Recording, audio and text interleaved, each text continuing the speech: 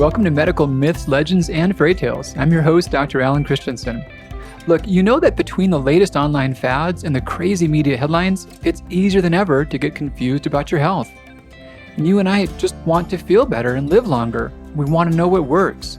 And we can't wait for further studies. We need to make decisions today based on the best evidence we've got. Well, that's exactly what this show is here for. So let's get to it.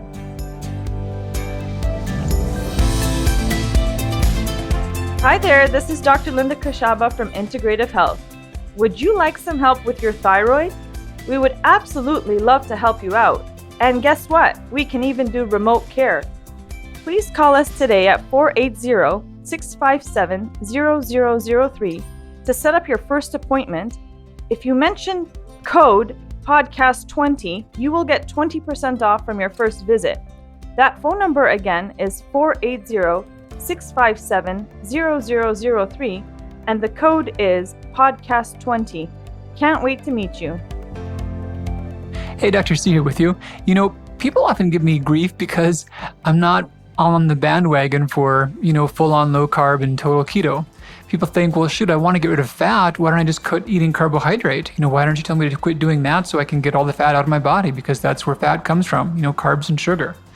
Well, yeah, I wanted to go deep in this. I've talked about it a little bit before, but I wanted to pull in a friend to talk through it with me. So I brought in Dr. Chris Masterjohn, PhD. He's got a PhD in nutritional sciences from University in Connecticut and done postdoctoral research as well. And Chris and I had a really good discussion on the pathway by which carbohydrates turn into fat, and you might be surprised. So enjoy the discussion with Chris Masterjohn. Hey, Dr. C here back with you, and super glad to be joined by Chris Masterjohn, PhD. So here he is. Welcome to the podcast, Chris. Thanks, Alan. It's great to be here. We're glad to have you. Hey, so this is a funny thing. I was talking to a friend who does some training on natural endocrinology, and I was interviewing her a while back, and she just mentioned about always recommending low carb for those that might have fatty liver because carbs turn to fat. And I'm like, oh, shoot, let's talk about that a little bit. And so Sure. I talked to her about that somewhat, and I thought it'd be fun to pull you on and go a little deeper and explain that in more detail to people. So how is that partially true, but not really totally true? Let's talk about de novo lipogenesis a bit. I guess there's two aspects to that. So there's two parts to that, right? One is excess carbs turn to fat. The second one is that's a reason to avoid fatty liver. So I think those are highly related but distinct questions that we can tackle. I guess we can start with de novo lipogenesis. So you do turn excess carbs to fat. However, in almost all cases, the quantity of carbohydrate that you convert to fat is extremely small. And this has been measured in humans over and over again in many different contexts. So in a healthy human, you will, and this is basically on a standard dietary mix, right? So there's a lot of starch. There's not an overwhelming amount of sugar, but there's some sugar thrown in there. And in most people, you're gonna make 1 to 2 grams per day of fat from carbohydrate in males, and in females, it's gonna correlate with the menstrual cycle, but it'll be 1 to 2 grams per day. But it might triple in, I believe it's the luteal phase of the menstrual cycle. And either way, you just think about the quantity of that versus the amount of fat in your diet. In even on a low fat, high carbohydrate diet, you're still getting way more fat from the dietary fat than you are from carbohydrate. And so, speaking of which, if you do go on a 70% carbohydrate diet, which is very high carb by pretty much anyone's standards, you will make about 10 grams of fat from carbs a day. But even still, if you just consider a 2,000 calorie diet, that is, I guess 70% carb isn't telling you how much fat, but that person's probably getting about 30 or 40 grams of fat per day, contributing to a relatively minor percentage of their calories, and they're getting 10 grams of fat from carbohydrate. So even in a healthy person, in a maximal scenario, you're never getting more than 25% of the amount of fat you eat in fat from carbohydrate. Now, there are also some disease states, including obesity and insulin resistance, where that's going to jump up to 10 grams a day, even if you're not on a super high carbohydrate diet. I've seen some data arguing that in many who are obese, they even have less de novo lipogenesis. I've seen that work the other direction ther Yeah, I'd have to look at that paper. So the way that I'm thinking about it is, I'd have to look at that. I think generally it's not. But the thing is, it's not obesity that is the regulator here. It's insulin resistance. So there's different ranges of metabolic health in obesity, and there's different diets, et cetera, et cetera.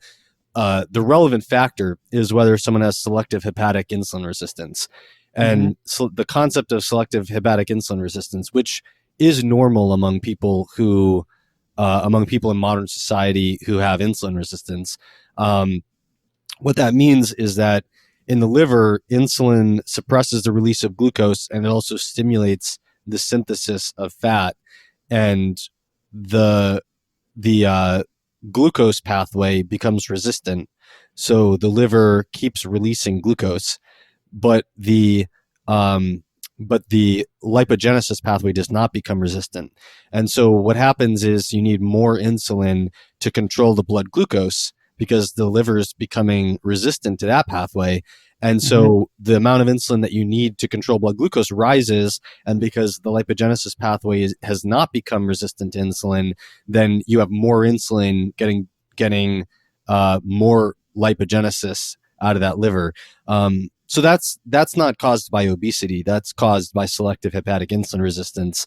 And I probably shouldn't have just thrown obesity out there as if they're the same thing.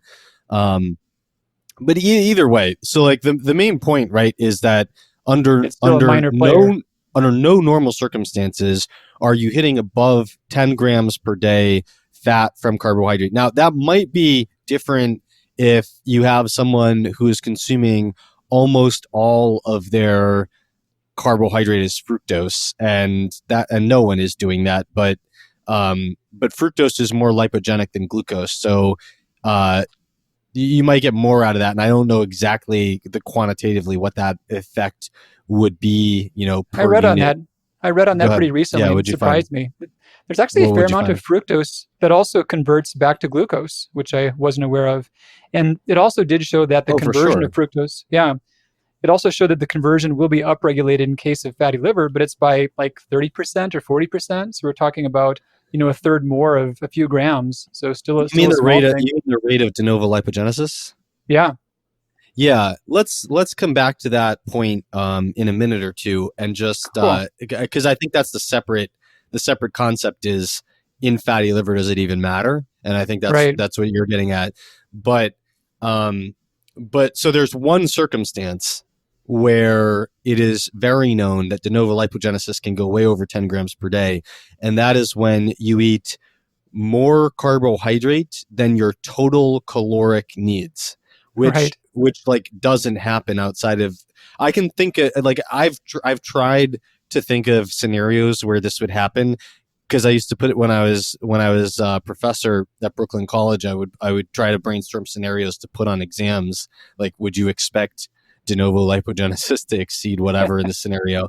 And the two things that I thought of were a tribal fattening ritual. So there's some African tribes that, like, at certain times of the year or certain times of like the life cycle or whatever, people go out for I think it's a few weeks, and they consume as much food, usually very milk heavy and I think starch heavy, as much food as they possibly can to get as fat as they possibly can. So that might be one scenario. And then like a hot dog eating contest where the quantity of buns that you consume is providing carbs over your total caloric needs. But what I think is, it's really easy to misinterpret this. I'm not saying that you have to be consuming more calories than you need and consuming a lot of carbohydrate. I'm saying you need to be consuming more carbohydrate calories than Then you'd all of the consume calories. calories you need, right? And so basically what happens is if you subtract like the amount of calories that from protein that are going into anabolic muscle protein synthesis, just for simplicity, you're mostly choosing between fat and carbohydrate to burn energy. And insulin, stimulated more by carbohydrate than by fat, insulin is going to cause you to preferentially burn carbs for energy. So you basically, if you eat an incredibly high carbohydrate diet, like let's say you have 10 grams of fat in your diet and everything else is carbs except and you have your basic needs for protein for muscle protein synthesis. If you eat more, if you eat like 10 if you eat let's see 90 calories above what your needs are, you're going to store that as fat, and like it's all going to be the 10 grams of fat in your diet basically, unless you used some for essential fatty acid needs or something like that. And that's because when you are on a high carbohydrate diet, the insulin just makes you burn the carbs for energy in place of everything else. So there's, even on a mixed diet, when someone's getting fat and all of the extra calories are coming from carbohydrate, if this person is consuming 10% more calories than they need, all from the addition of carbohydrate, almost all of the fat that they will store from that is not fat that came from the carbohydrate. It's fat that was not burned for energy because that extra carbohydrate was burned for energy instead. All the fat burning mechanisms were shut off from the excess. Yeah, like your body's basically making a decision, like, should I burn these carbs for energy or should I burn this fat for energy? Yeah. And you can burn both if you're below your caloric needs, but you're gonna not burn something if you're above your caloric needs. And if you're above your caloric needs, whatever you don't burn is gonna be excess fat. And the simple reason is it's way easier to there's a number of reasons. One is that it's super hard to store carbohydrate. Like, you only have so much glycogen supply, and so why go through the incredibly inefficient process of turning the carbohydrate to fat when you can't store it as glycogen? Why not just burn it for energy? There's that. And then, conversely, it's really easy to take fat and store it in fat as fat, like it's already fat, right? So you don't have to do much to it. So it's just way more efficient to handle things like that. And there could be other reasons, like anti-carb people will say that, oh, you want to burn all the carbohydrate for energy because carbohydrate is toxic. And then pro-carb people will say, well, you want to burn the carb for energy because it's better to burn carbohydrate for energy. It does some things that fat can't, this and that. Like, maybe those are true, but at the end of the day, you got a balance sheet issue, and you can only store a couple days worth of carbohydrate as glycogen, and you can store months, at least like months worth of fat as fat. And so it's just way easier to store fat than carbohydrate. And so you just preferentially burn that carbohydrate for energy. So what happens though is if your glycogen levels are full and you have replaced 100% of your calorie needs with carbohydrate, now you have no choice except to store it. And so if you have no choice to store it except to store it, and your glycogen stores are full, there's nothing you can do except convert it to fat.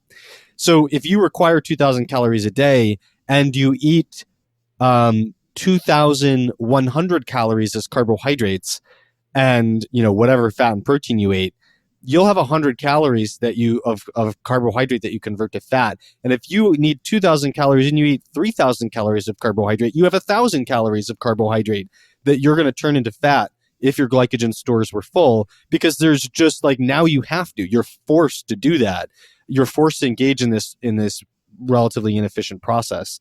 So, but that, no one's doing that, right? Like, the people who are getting fat are not getting fat from eating more carbohydrate calories than total calories that they need. They're getting fat by eating a significant but minor excess of calories in any form, some of which is carbohydrate. So so like in all realistic scenarios, you're making 10 grams per day. Now you hit on that point about fatty liver, right? And so Yeah. in fatty liver disease, that's tripled. But the thing is, there's two things. Number one, yes, in fatty liver disease, de novo lipogenesis is tripled, and as a relative comparison, that tripling is very significant, right? So you can point to that and you can say clearly there's something physiological going on that involves de novo lipogenesis because this pathway is tripled. On the other hand, when you're talking about like what is the most efficient way to clear fat out of the liver, it's not going to be to untriple that de novo lipogenesis because you're tripling it up to 10 grams a day. Right. And you're still getting, it's still making an extremely minor contribution to the total flux of fat through the liver. Most of the fat that's going through the liver is a significant portion is dietary fat, and actually the majority of it is just fat that's cycling Turned over. Yeah. Normally it would leave adipose be as fatty acids, get converted to triglycerides in the liver, go back to adipose and just cycle, but it stays in the liver, in fatty liver. Why is that? Well, people with fatty liver have a 75% decrease in hepatic triglyceride export. Why? Well, there's two main things that control hepatic triglyceride export. One is oxidative stress, and the other is choline status. And if you have a 75% drop in triglyceride export, and like 60% of those triglycerides are just coming from your adipose tissue and getting stuck there because of that. Whereas I forget what the exact percentage is, but something like 15% or something of them are coming from this triple de novo lipogenesis, something like that. I mean, just the math is that a 75% reduction in the ability to get out 85% of your fat is way more meaningful than a 75% reduction in the ability to get 15% out. So if you're going to target something, it should be the number one, the dietary fat that's actually contributing significantly more that coming into the liver than de novo lipogenesis, and number two, the fatty acid cycling. Why does that happen? Well, it's normal in everyone for fatty acids to leave adipose, go to the liver, and make triglycerides, but obesity and insulin resistance are associated with much higher rates of spillage of free fatty acids into the blood. And in particular, visceral abdominal obesity is dumping those fatty acids directly into the portal vein, which can only go to the liver before it goes anywhere else. And if it can't get out of the liver, it all goes to the liver and gets stuck, right? So obesity and insulin resistance, and in particular, visceral abdominal obesity are huge as percentage contributors there. But look, if you just target oxidative stress and choline and get rid of that 75% reduction in hepatic triglyceride export, then nothing else matters because you targeted that reduced ability to get rid of any fat. And now all of a sudden you do de novo lipogenesis. Who cares? You export it. You have fatty acid cycling. Who cares? You export the triglycerides. You eat dietary fat. Who cares? You export the triglycerides. There's nothing that causes fatty liver that intrinsically causes fatty liver. Everything that causes fatty liver only causes fatty liver if hepatic triglyceride export is blocked. Yeah. So that really is the thing. And the low carb thing, it's like, geez, like in these human studies where they put people on low carb diets, they just imagine everything else that's changing. Like you take out potatoes and you put in meat. You increased zinc, you increased choline, you increased protein, and actually, we know that with respect to the role of choline in getting triglycerides out of the liver, it's not just dietary choline; it's also dietary protein, particularly the sulfur amino acids, because they can lead to choline synthesis in the liver. So you can take sugar, alcohol, fat, whatever it is that causes fatty liver in animal models, you just feed them enough protein, boom, no fatty liver. You feed them enough choline, boom, no fatty liver. You feed them enough sulfur amino acids, boom, no fatty liver. Why? Because protein contains sulfur amino acids. Sulfur amino acids are sulfur amino acids, and sulfur amino acids help you make choline. And choline is what gets triglycerides out of the liver. And so, you put someone on a low carb diet, almost invariably their choline is going up, and more importantly, their sulfur amino acids are going through the roof if you're replacing other foods with animal proteins.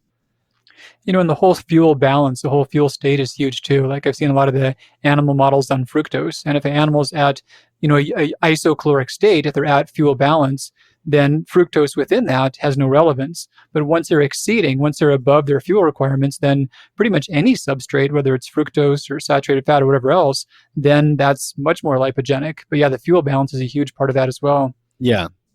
Well, right. I mean, the other thing that's happening is in almost all these studies, weight loss is happening. And weight loss is one of the most important things that you can do for fatty liver because there's nothing more strongly associated with fatty liver than obesity. Nothing. And I mean, the association is not complete, but it's up there. It's like, if you're obese, you probably have, I might have these backwards, but I think it's something like 2/3 of obese people have fatty liver and 76% of people with fatty liver are obese. So it's a super majority in both directions. I've seen similar numbers, and then there's those who are not obese that have fatty liver, but they're almost always then metabolically compromised. They're the skinny fat, so they're still over fat even if they're not above scale weight targets. Right, and type 1 diabetics are can be underweight, and rarely people with lipodystrophy can have fatty liver because they're not able to store fat in their adipose. So this is an important point. Obesity doesn't cause fatty liver disease. What causes fatty liver disease is the inability to get more obese. The obesity is protective. Right. And this is another thing that drives me nuts about the people that are obsessed with insulin in this regard. Insulin stimulates hepatic triglyceride synthesis. Everything that causes the accumulation of adipose tissue and anything that causes triglyceride synthesis is extraordinarily and powerfully protective against fatty liver disease. Yeah. And there's animal models where they just like knock out genes in triglyceride synthesis, for example, and it's just incontrovertible evidence that triglyceride synthesis and storage of fat in adipose tissue are protective against fatty liver and all of the metabolic dysfunction associated with obesity. So the reason that nothing is more strongly associated with fatty liver than obesity is that almost by nature, most people who are obese are at some point crossing a threshold where the efficiency of their ability to store more fat becomes compromised. And now they have elevated free fatty acids that are heading to the liver to get stuck there because they're not efficiently storing them in adipose tissue anymore. And it's go ahead. Here's a quick model that fell into my head a few years back. I was listening to one of your podcasts and synthesizing a lot of other data as well and working on the last manuscript. And I realized, those yard ornaments where there's like a bowl that fills up like a fountain and then that spills over into the next bowl and so on and so on. I thought about fuel storage kind of like that. And at the top of that, it's the most benign. And the further down you go, the more dangerous it is. And the top of that would be like skeletal muscle tissue where you're putting in fuel first off. Then that overflows to subcutaneous adipose tissue, then visceral fat, and then actually organ fat. And then you've got within liver cells. So first off, inside the cells, and then between the cells. And finally, the last bucket is then the bloodstream, where you're seeing the high glucose, high triglycerides, high ketones. That's the most dangerous place, but the body is trying to keep it in the least dangerous places that it can. I agree with almost everything you said. So I don't think having it in the blood is the most dangerous place. Well, I guess past that, the cells and the mitochondria. I think that model is excellent. But the blood is sort of like I mean, one of the reasons you don't want a lot of free fatty acids in the blood is because they're going to get into cells they're not supposed to get into, and I think that's where they're usually doing the harm. Well, in terms of triaging and cycles, you'll often see some minor blood elevation. But I'm just thinking, like, if you have like glucose, for an example, one of the later stages of the type 2, then you'll see that sort of elevate them most significantly. But before the body's having it that high in the blood, you'll see more triglyceride formation. Okay. So as a marker of the severity, I agree with you. I was thinking of it more mechanistically. At every level, that fatty acid got into wherever it was going to in the blood for the most part. For sure, that's how it's transported. Right. So you were thinking of it as, when you see these things elevate, how does that correlate with severity? I was thinking of it of like causal mechanisms. And that's why I was disagreeing on that last point. Yeah. No, but that's the thought, is that people think there's almost, I don't know, there's always some part of the diet that is completely safe and some part that's like the demon, like there's almost some innately evil, horrible thing about this one thing. And no, it's so contextual and it's so relative to energy balance, to micronutrient status, these other factors. Yeah, for sure. We'll be right back after word from Integrative Health. We hope you are enjoying this episode of Medical Myths, Legends, and Fairy Tales. This is Dr. Turner at Integrative Healthcare. So often we hear from our new patients that their primary care physician has told them that their thyroid and hormone levels are fine, and they should not worry. Yet the patients still have symptoms of severe fatigue, thinning hair, and weight issues. Unfortunately, this is too common with thyroid care. The good news is we can help, and there is hope. The doctors at Integrative Health, including myself, specialize in naturally treating thyroid, hormone, and adrenal issues. We would love to get you started on the path to ideal health. From the comfort of your own home, you can get treatment with one of the doctors at Integrative Health via Telemedicine. Go to integrativehealthcare.com to become a new patient today.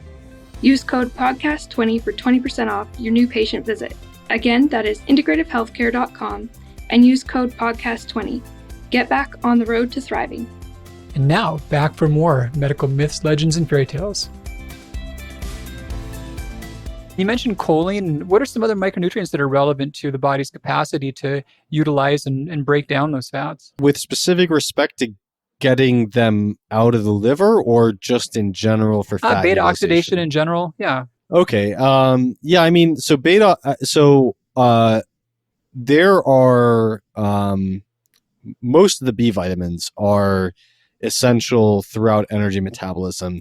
The niacin is the one that's most universal, and so niacin is playing an equally important role in burning carbs, fat, and protein for energy.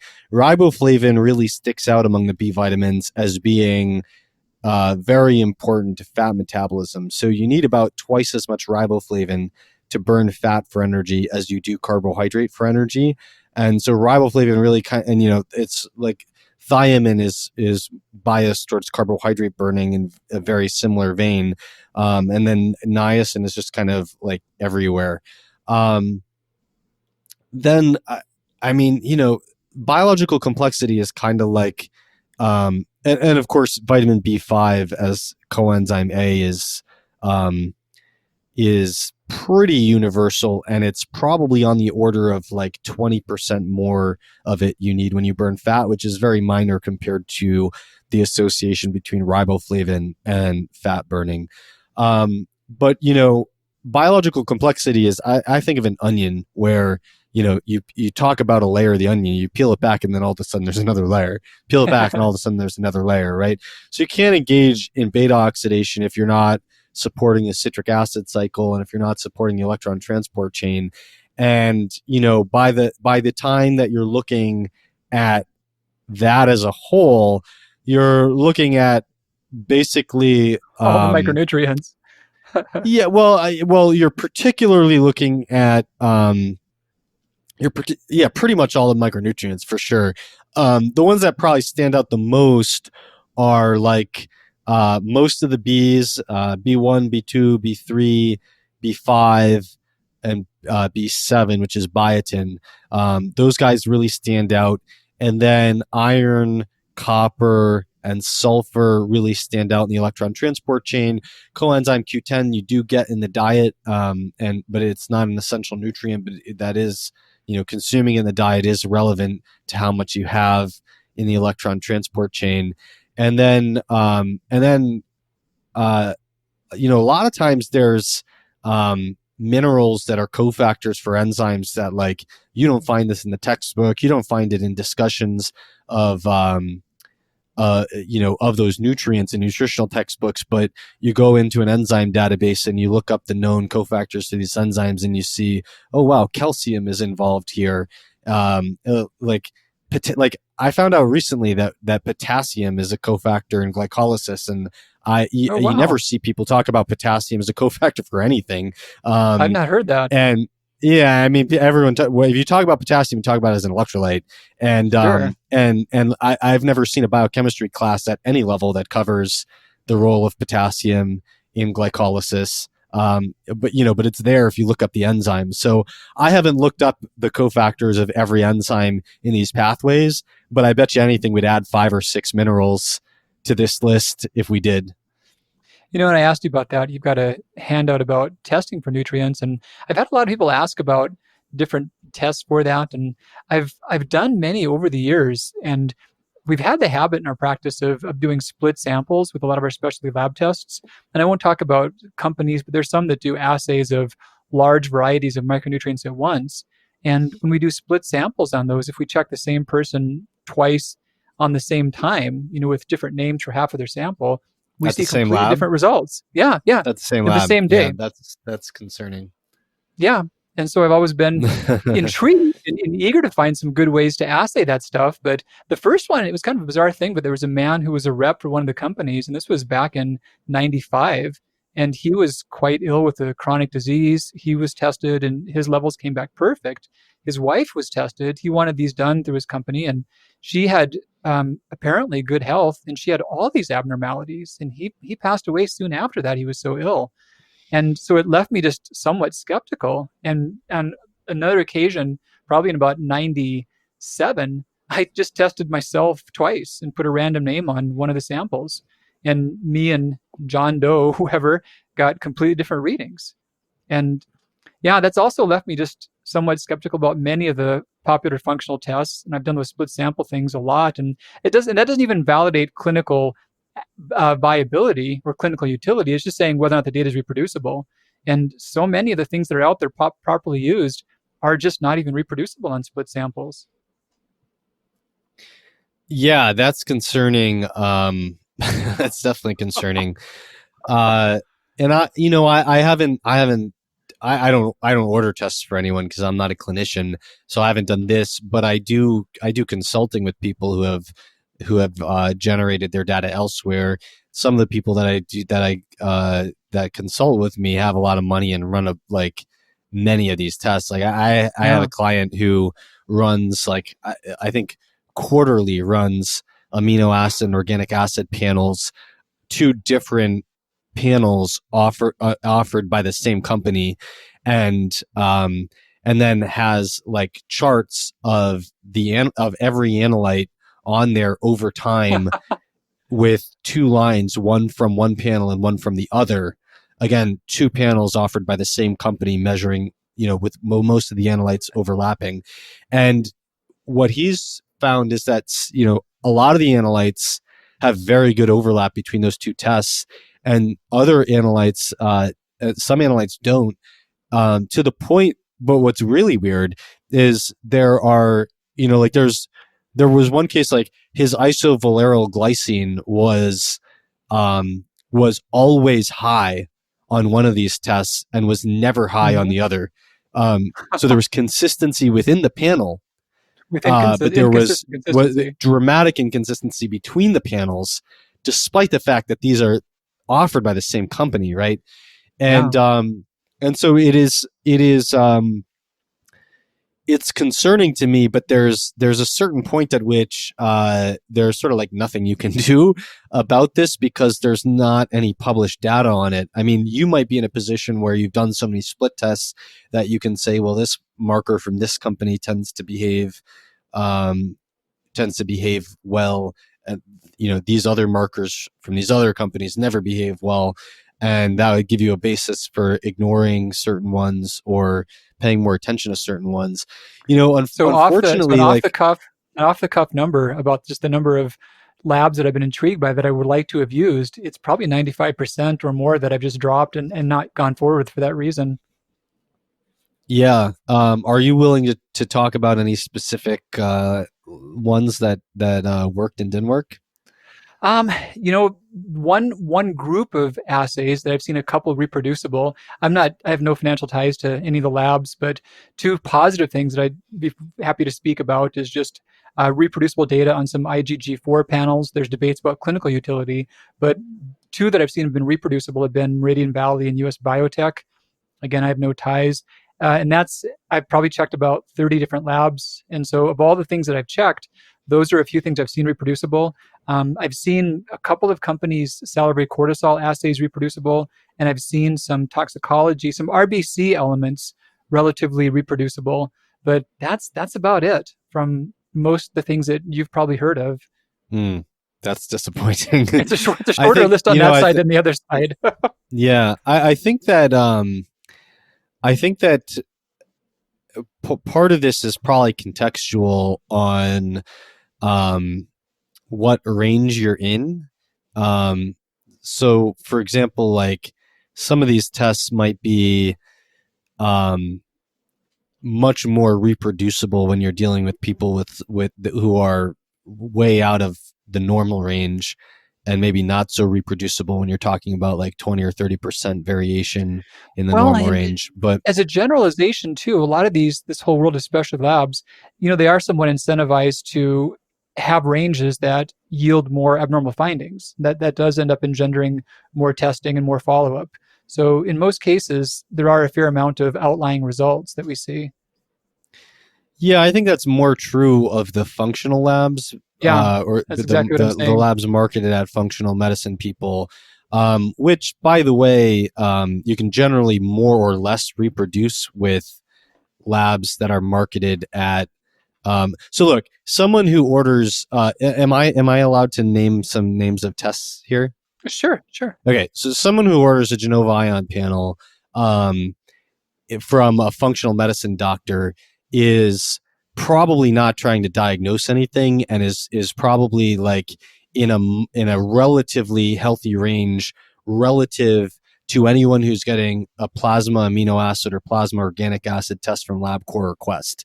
Probably a conventional doc who is ordering a plasma amino acid or plasma or urine organic acid or something like that from LabCorp or Quest is dealing with a rare metabolic or suspected rare metabolic disorder. And so I don't think there is an incentive structure. I think the incentive structure really is for them to weed out rare cases where there are relevant findings there, because they're marketing it towards conventional doctors that are using it for that purpose. Right. So the ranges are totally different. Yeah, their ranges are different, and I would love to have the resources to study whether there's greater reproducibility across those tests. I mean, my suspicion. If you've got a patient like that one person you mentioned, you can just have someone check a couple of times. What I mean is it would be nice to have. It would be nice to have like large volume. You know what I mean? Like, it'd be nice to do a study. If you have a large number sample, that would be important if you were seeing a lot of good initial results. If all the results were seeming to be consistent, reproducible, it would take a good number to confirm that. I see what you're saying. I think you're right. Yeah, if your first few, or if you're running one and it's completely random between the two, there's a problem. Right. I see your point, and I think it's correct. Maybe you got the 1 out of 1,000 that went wrong, but more likely than not, it's a common issue. Yeah, I'm just thinking of it from the perspective of like even in the normal range, like one of the things that you do in a laboratory assay when you're running an assay is when I was doing lab research, every time we measured samples, we had this giant batch of plasma that we all had like donated and pooled, Right. that we called control plasma, and we would run like at least 4 control plasma samples with every single batch of analytes, and then we would calculate the CV, which is the, a measure of the variation Coefficient of variance, yeah. within the batch, and then between the batches, and then we would adjust against those control plasma values. I have no idea if any of these companies are doing that or not doing that. But if you had resources to do a study with a few hundred samples, you could just establish what the CVs are in what ranges on all those tests. And it would be really cool to know that. Because there are some cases where, I might want to measure something, like for example, no one is ordering from LabCorp a plasma amino acid test or urinary organic acid test to test for thiamine deficiency. Probably hardly anyone's testing for thiamine deficiency, and if they do, they're going to order their whole blood thiamine test. But elevations of alanine pyruvate and alpha ketoglutarate in a pattern together are one of the best functional indicators of thiamine deficiency.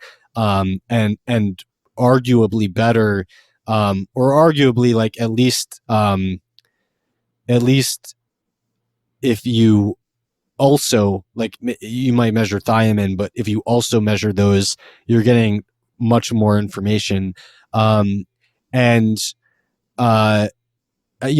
might want to see if that pattern is there even in the normal range, because it might be indicating a mild deficiency there. And it's sort of like useful to see that. That's a tough thing, because sometimes you could have things that would be just random variation too. Not all this. A lot of things in the body are not always linear. It can be like at some level it'll greatly go off, but before then there may just be random fluctuations.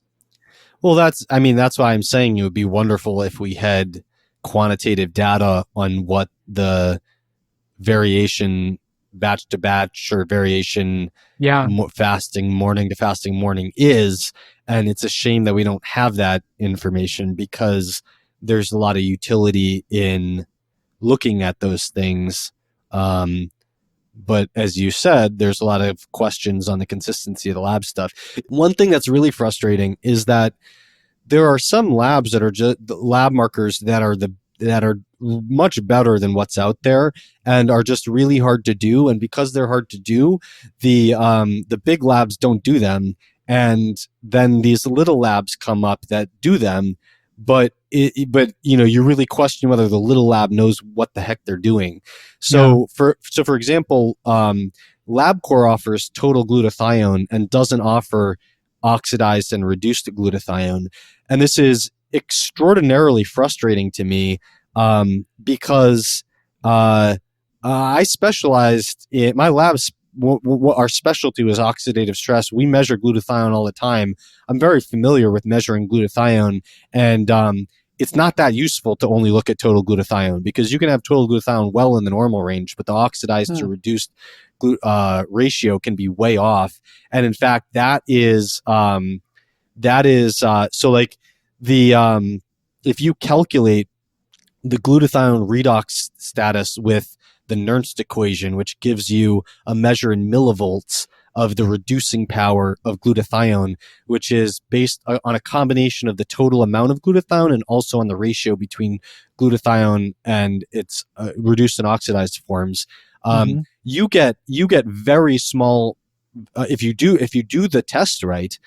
If you the actual assay, if you do it correctly, you get very, very tight measures of variation where you can just there are some studies where they just took people at different ages, and you see this very narrow but highly consistent oxidation of the glutathione pool with aging. And it's not big changes, right? But the thing is, what does it take to measure glutathione correctly? Well, if you want to measure oxidized and reduced glutathione, you need to take the sample and immediately put it in perchloric acid to precipitate the proteins and extract it with that must degrade so quickly. Yeah. You need to stop it from degrading by basically you take the sample out and pipette it into perchloric acid.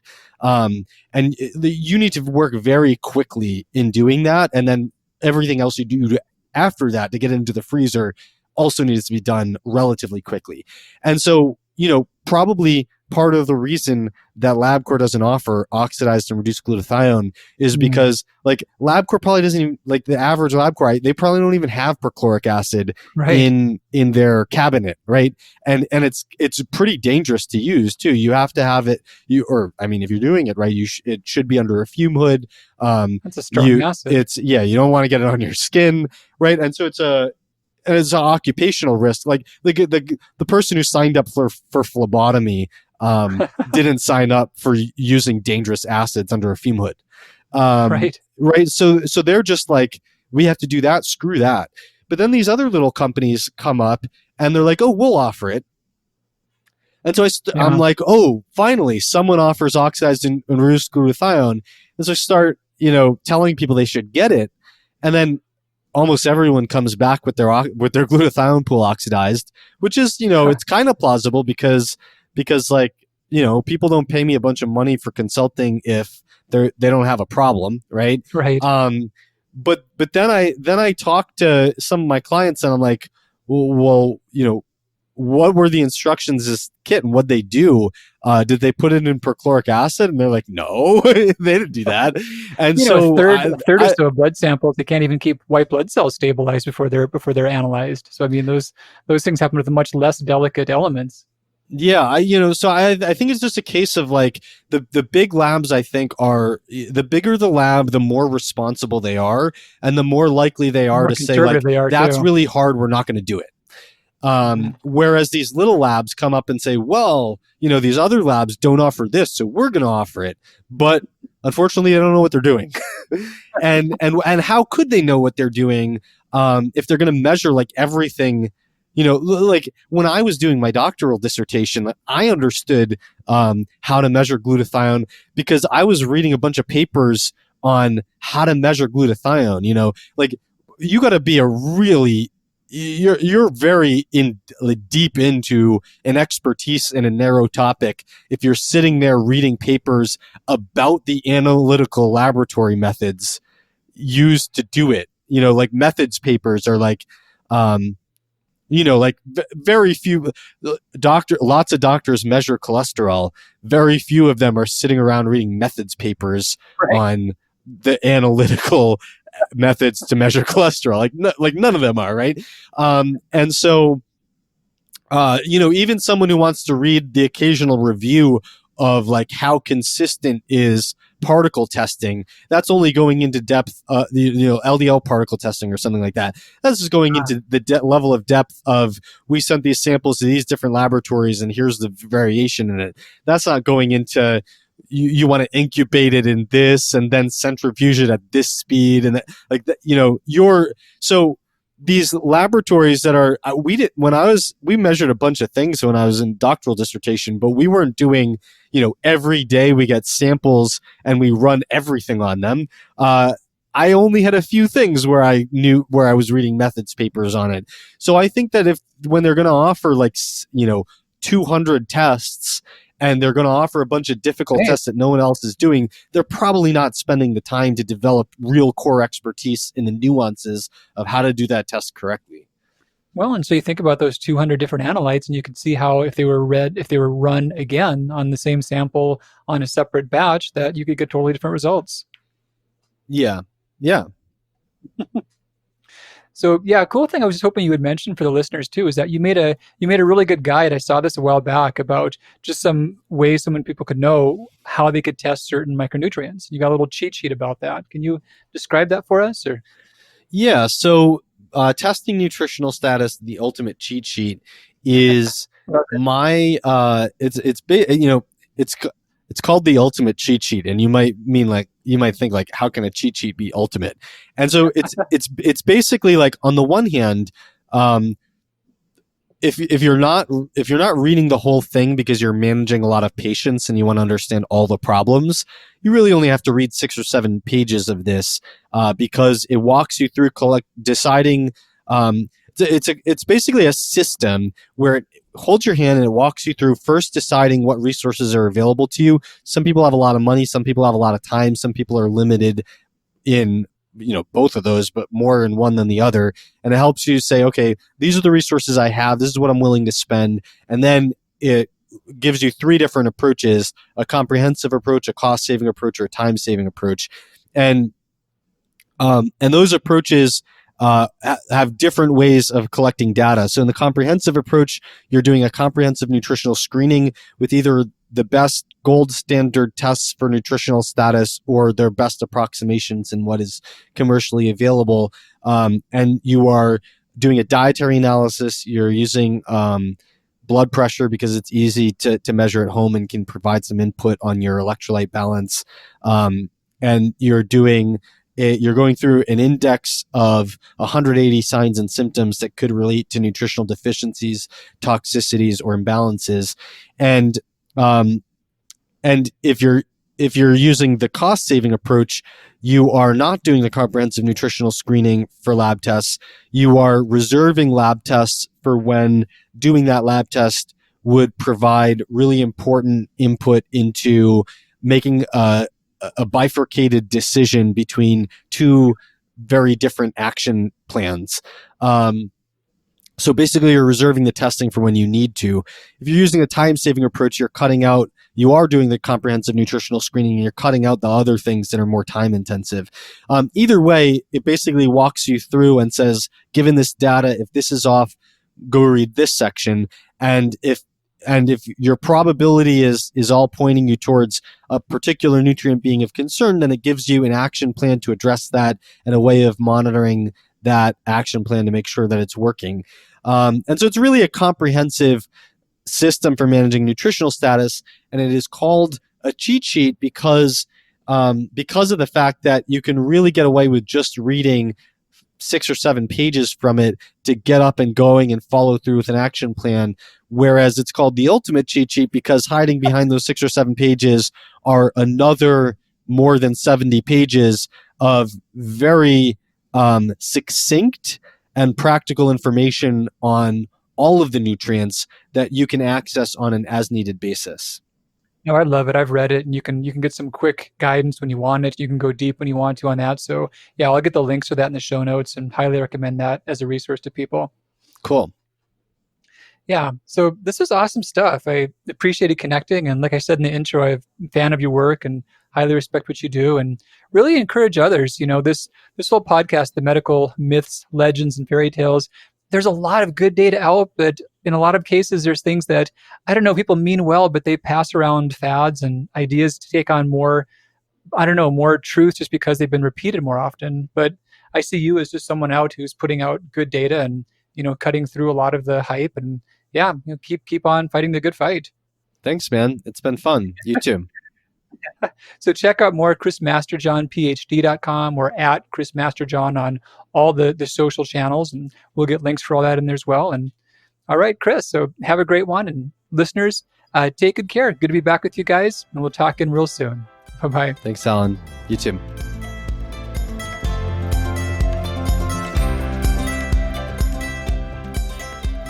Hey, Dr. Christensen here. Thanks so much for joining me for another episode. Is there a topic you'd like me to cover? I'd love to hear from you. Just go to Dr. Alan Christensen on Facebook or Instagram, write your question, and use the hashtag #MedicalMyths. Did you find this show helpful? If so, please take a minute and leave us a rating on iTunes so that others can know. Thanks much, and I'll be back with you real soon. Bye-bye.